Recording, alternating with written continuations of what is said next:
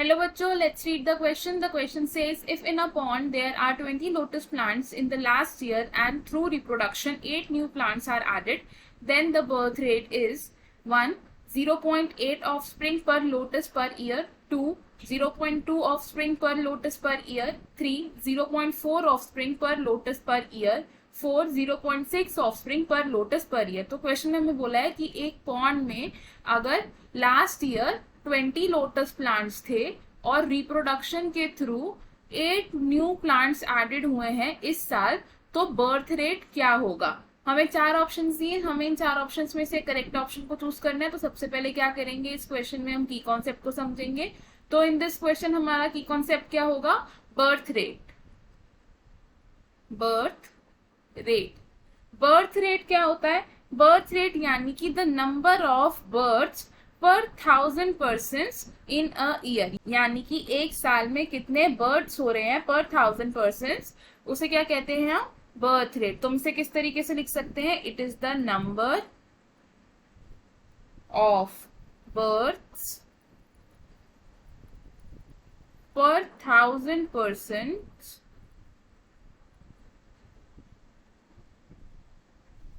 in a year।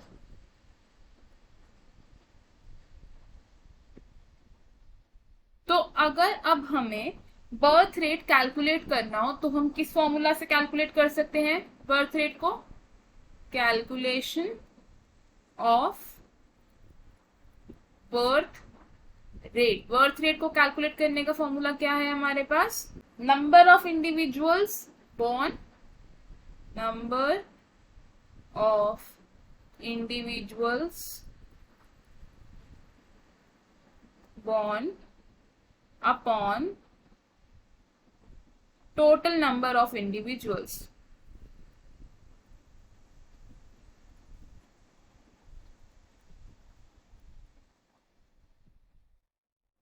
तो हमें question में गिवन क्या है कि लोटस की पॉपुलेशन कितनी है, तो हमारी टोटल पॉपुलेशन कितनी है, इसमें टोटल पॉपुलेशन इज 20, और जो न्यू बर्ड्स हुए यानी कि जो न्यू लोटस प्लांट्स ऐड हुए वो कितने हैं, न्यू प्लांट्स 8 हैं। तो हमें बर्थ रेट निकालना है। बर्थ रेट कैसे निकालेंगे, number of individuals born upon total number of individuals, यानी कि पॉपुलेशन साइज।